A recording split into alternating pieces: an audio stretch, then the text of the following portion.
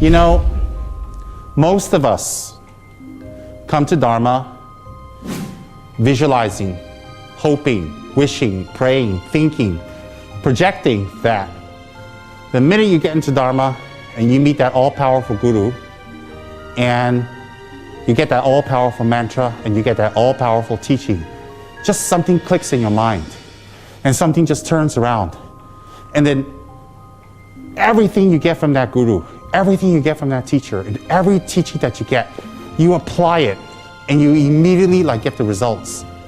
And the minute you get the results, you know, you start coming out from hiding and you start appearing to the world as an enlightened, awakened, totally Buddha of the world. And you know, that single mantra, that single teaching, that single magical encounter with your guru doesn't mean that you'll come out and see the world the way you think. And we have misconceptions. We think that if we meet that all-powerful teacher, we meet that all-powerful master, and we get that all-powerful teaching, tantric or whatever, we totally transform overnight. And then we go home, we meditate, and we do the mantra, we do the offerings, we do it for 2 weeks, 3 weeks, 4 weeks, and guess what? We're still where we are. And we still haven't changed, we still haven't transformed. We're still exactly the way we are. Because you know what? We created all the problems, and then we hide. And then we stay behind the problems. And then we come to the Dharma and we expose ourselves a little. And then we hide. And then we expose ourselves. And then we hide. And then we come out. And then we expose ourselves. And then we're not happy. And then we hide again. Because you know what? We came to Dharma with all the problems. We came to Dharma with all of our samsara. We came to Dharma with all of our anger and hatred and desire and ignorance. We came to the Dharma with all these emotions. And we think that that all magical Dharma, that all magical mantra is going to take it all away. You know what? It can take it away. It can help you to come out. But you got to do the homework. You see, because it's like a concert. You see the performer, you see the star, you see the lights, you see the perfect makeup, the hair, the costumes, the perfect dancing, the perfect moves, the perfect singing. But behind the scenes, do you know how many months and years of toil, of trouble, of pain, and disappointments that they had to go through to put on that one show? And it's kind of like that. You just can't go into a tantric initiation, get a tantric practice, and then guess what? The show is on. It's not like that. There's the homework behind the scenes. You know, the mantras do have power. The teachings do have power. The meditations do have power. Tantra does have power.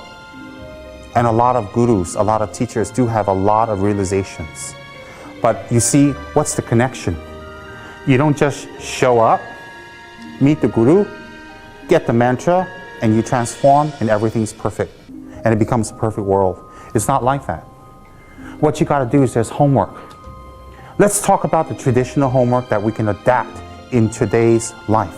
A, you got to take on the refuge vows. You got to hold your vows. You've got to hold your vows. No excuses, all right? You've got to study the vows, understand the vows, and integrate the vows. And you can't complain. They are hard. You know why? Because no one said enlightenment's easy. But then again, samsara is harder. So, let's do it the traditional way. A, you've got to do your retreats to prepare your mind, to purify your karma, and to totally create a cushion, a mind that is 100% soft, receptive, and filled with wisdom. The first retreat that everyone should do, everyone, is the first retreat you gotta do is prostrations, okay? You gotta go straight down, flat on your body. And and you got to do 100,000 prostrations.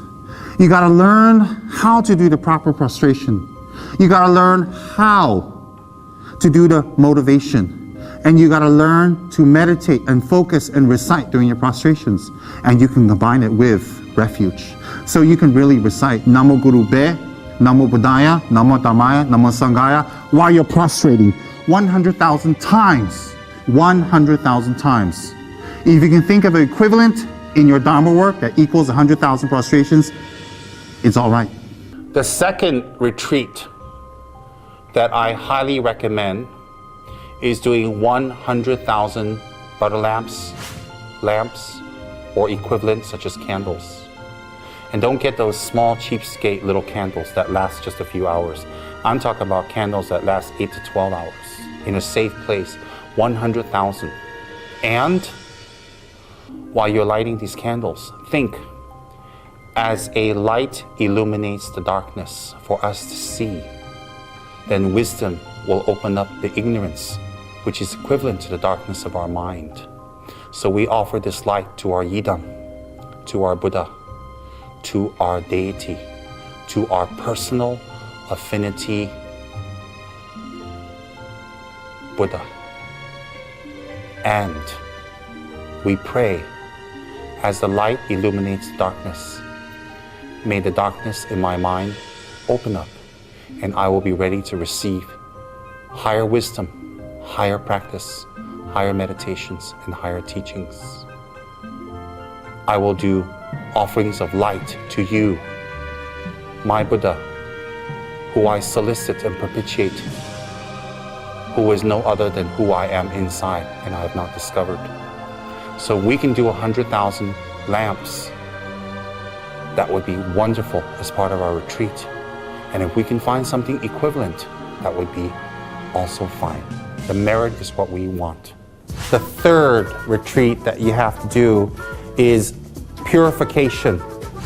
It can be Vajrasattva, it can be 35 conventional Buddhas. The purpose of purification is to remove all the karma that you have collected that will obstruct you, stop you, pervert you into thinking that Dharma is bad.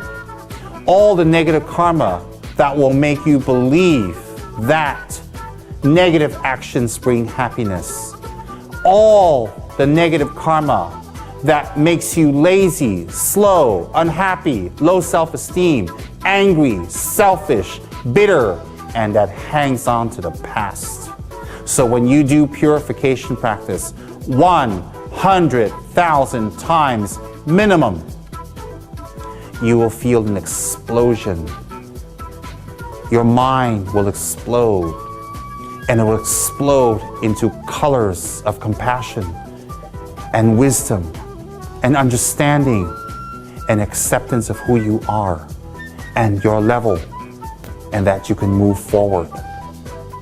So to do the purification practice will bring you closer, higher, and more ready for the most powerful person in the world. And that is Vajrayogini, or any tantric practice. That is your third purification. And if you can, do some Dharma work that equates to something as similar to purification, you may do so. The fourth retreat is a mandala. A mandala contains the form, formless, and desire realms of samsara, and all 6 classifications of samsara. Everything wonderful, powerful, beautiful, everything you're attracted to, everything that you want, everything that you desire, everything that makes your mind say, I want it, you visualize on this mandala. You offer the mountains, the trees, the birds, the animals, the lakes, the oceans, the fish. You offer the whales, the dolphins, the elks, the pandas. You offer every country, every city, every state, every building. You offer every superstar, every single athlete. You offer every single businessman, computer, jewelry, cars, houses, buildings. You offer every single piece of gold, diamond, ruby, sapphire. You offer everything fabulous and beautiful up there, and you offer even your attached people, your wife, your husband, your partner, your friends, your dog, your pets. You offer everything up without any attachment, without any sort of remorse. And you also offer up the attainments you wish to gain, bodhicitta, realization, shunyata, and renunciation. You offer up the lamrim and everything that it contains. You offer everything up to the Buddha without any sort of grasping. And you do this 100,000 times in order to gain the merits of offering. That is the fourth retreat. And if you can do anything else equivalent to this retreat, it is fine. Now, those are the traditional retreats that we do. We do the 4/5. In some traditions it's 4, in some traditions it's 5. We do 100,000 minimum each. Lama Tsongkhapa, he retreated to a cave for 6 years with a group of close students, and he did 1 million plus of each of those retreats. And after he finished, he had direct vision of Manjushri. And from then on, he received instructions from Manjushri. He wrote down text quoted by Manjushri. And when he had any questions, he would ask Manjushri directly, any time, day or night, instantly. The retreat purified the mind to be able to see high-level beings. So when we finish these retreats, then simultaneously, along with the retreats, we should practice the lamrim and stabilize our mind in renunciation, impermanence, and the realization of our personal debts. And realizing our personal debts is not an intellectual understanding, but a pseudo realization that pushes us to do more with our lives, to stop wasting our time in samsara. We can do Dharma work equivalent to doing the 4 retreats. We can. And if we do Dharma work continuously with a loving, happy, smiling, and compassionate mind, we will purify our mind and collect a tremendous amount of merit. So therefore, after we have finished our preliminary retreats, we have grounded ourselves, stabilized ourselves in the practice of the 3 principal paths, which is actually a summarization of the Lamrim text. Death, impermanence, bodhicitta, and a grounding and understanding of emptiness. So we stabilize ourselves with Lamrim or condensed Lamrim, which is the 3 principal paths. And when we condensed our minds with the 3 principal paths or Lamrim, either way, Lamrim is just extended, 3 principal paths is condensed. When we stabilize our mind with the 3 principal paths and we have a strong grounding and a true realization of impermanence and death, then all of our actions will gear towards the Dharma. No matter what difficulties and problems and obstacles we face, we will not give up the Dharma practice. That will be a clear indication that we have realized death. Contrary to making us gloomy or sad or down, it will push us toward doing more Dharma practice. Then the second is to have bodhicitta, a intellectual and a beginner's feeling of bodhicitta. The bodhicitta, the wish to liberate others tirelessly, that any difficulties will not stop you from benefiting and liberating others.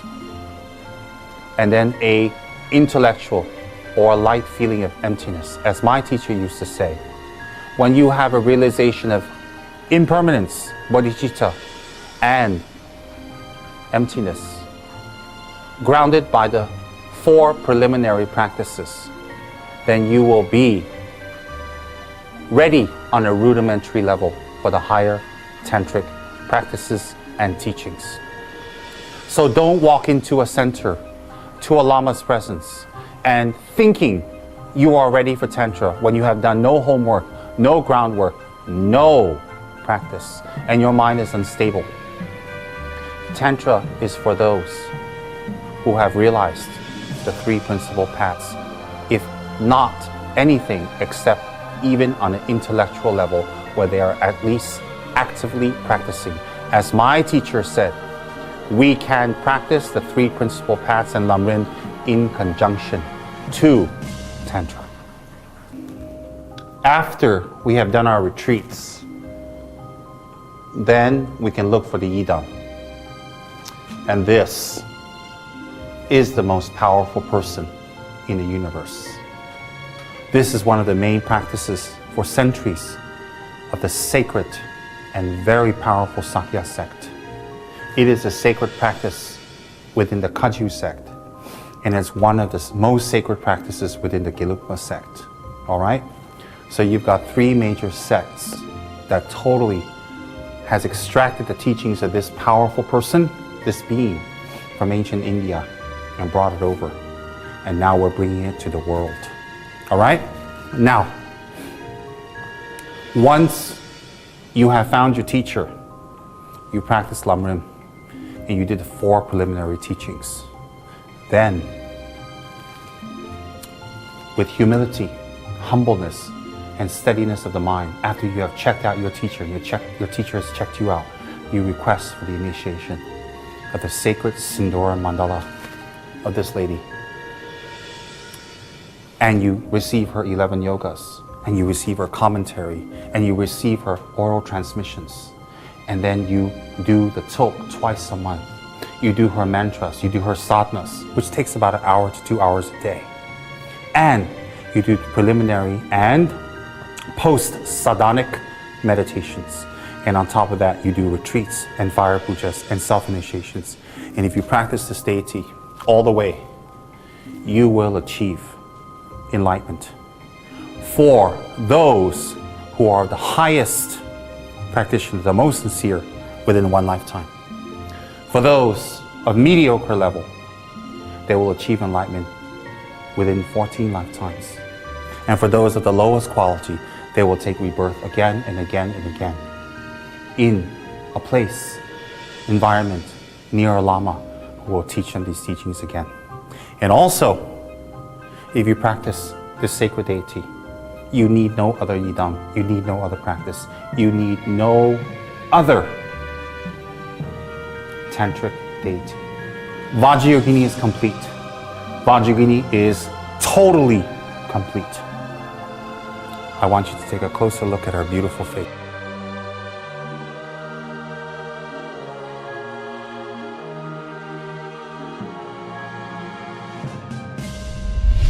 All of us who want to practice Tantra, you have to understand something. It's not something you just show up and then you go to your guru and you get an initiation and you practice. Because you know what? If you do it that way, most people, not everyone, will fail because you're not ready. It's like getting a real fast car and just never getting any training or practice, and you just go on the highway and you start driving. What's going to happen? Of course, you're going to have accidents. You're going to get hurt. And that's not the car's fault, but that's your fault. Similarly for Tantra, don't sit there with your mouths open waiting for the Lama to give you the most powerful Tantric teaching in the world and you're not ready. You got to get ready. And if you were fortunate enough to get the Tantric teaching, then what you need to do is be ready, practice being ready simultaneously with the practice. My teacher, Yeshua, told me we can practice Sutra and Tantra simultaneously because our lives are short and it's the Kali Yuga. So you can practice Lamrim, the 3 principal paths, and the 4 preliminary retreats along with your Tantric practice. That's not advisable, but it's possible. It is not advisable, but it's possible. Now, you have sought out your guru, you have sought out your teacher, you have checked them out, they have checked you out, you have taken refuge, you have followed your guru. From henceforth, the deal is sealed. You don't run to the centers, you don't run to the lamas, you don't run to the practices. You stick with your guru and you go all the way, because your loyalty will win you the highest enlightenment. Now, after you meet your guru, you study the Lamrim. You practice the Lamrim. And if you don't have a guru around, get to the Lamrim anyway. Practice the Lamrim anyway. And if you don't know everything in the Lamrim, practice what you know. Don't make excuses. I don't know this, I can't do this, and guess what? Then I can't do anything. Well, it's not like that in life. In life, you grab what you can, you do what you can, and you start whatever you know, and then you keep doing it. There's nothing in the Lamrim you can do that can mess you up, or that can bring you bad luck, or bring you misfortune. Nothing. So if you have a guru, get the guru, practice. Learn the Lamrim. If you don't have a guru, get the Lamrim anyway and practice. And when you condense the Lamrim down, it becomes the 3 principal paths. All right? After you practice the 3 principal paths and you're stabilized, or alongside, you do the 4 preliminary retreats. Prostration, butter lamp offering, Vajrasattva and or 35 confessional Buddhas and mandala. The last but not least of those 4, you can add an extra 1. It depends on what tradition. Guru Yoga. All right, Guru Yoga. When you're doing your mandala, you do refuge and mandala, or when you're doing your prostration, you do refuge and prostration. Most people will do their prostration retreat 100,000 and combine it with refuge. That's 1. All right? Then you can do your mandala. That's 2. Then you can do your Vajrasattva and 35 confessionals. That's 3. Then you can do the 4th one, which is Guru Yoga. You can do the Guru Yoga of Lama Tsongkhapa every single day. Recite Miksema 100,000 times, thinking your Guru and Lama Tsongkhapa are one, and dissolve it every day into your mind stream. Now, you don't simply go and do Guru Yoga without studying up. There are teachings. I've given teachings. It's on the YouTube. And you can study up on the Guru Yoga of Lama Tsongkhapa and then practice. Practice is not recitation. Practice is transforming the mind. So hence, let me give you an outline again real quick. You will do refuge combined with prostrations. And then along with that, study up how to do prostration. Study up what is refuge. Study up, learn up. Don't simply do it. Study up and learn up so you get the best and the most out of your practice. Then you do your confessions. All right? Vajrasattva and 35 confessionals. You study up how to do the visualization, how to do the recitation. What is the procedure? What is the offerings? Then you do your mandala offerings. What is the mandala? How do you do it? What's the procedure? What's the meaning? What's the benefit? Then you do Guru Yoga. Study up and learn. After you've done all that, then you can go to your guru to request for teachings. And if you have the fortune to receive Vajrayogini, then you should get this commentary. This commentary is the quintessential commentary written by Kyabje Pabongka Rinpoche, who had direct visions of Vajrayogini, who spoke to Vajrayogini like I'm speaking to you directly, anytime, day and night. And in fact, she gave him advice, teachings, talks, and she even assisted him and spoke to him on how to, inverted commas, amend the current sadhana and translations, and also meditations. So Pabongka Rinpoche wrote this down in his notes. This was passed down to His Holiness Kyabje Trijang Rinpoche, and Trijang Rinpoche taught this to all his disciples, such as Kyabje Song Rinpoche, of which I had the incredible, massive fortune to receive it from. So everybody should have this quintessential commentary on Vajrayogini by Kyabje Pabongka. All right? And it is called the Extremely Secret Dakini and Naropa Vajrayogini Practice and Commentary. You can study many other High Lamas commentaries and teachings and practices, but this is the quintessential one. Once you study up and learn the commentary, you can meditate and practice. And when you meditate and practice, you will get the results. Hold Vajrayogini close to you. Hold Vajrayogini secretly and humbly, and don't advertise. And learn up her meditations, her yogas. Learn up her rituals. Learn up her mantra. Learn up her pronunciation. Learn up every single yoga, which is 11 in her practice. And go into retreat, or during the day, go into your practice and do it every single day without break. And hold your tantric vows. You gotta hold your tantric vows. If you don't hold your tantric vows, your meditations will bear no fruit. Kebje Sorumji stressed that. Hold your vows, receive the practice, do the meditations, and be very vigilant in your meditations, and you will gain results. You will gain Kechara paradise in one single lifetime. I gave you a little overview from beginning to end for tantric practice in this day and age.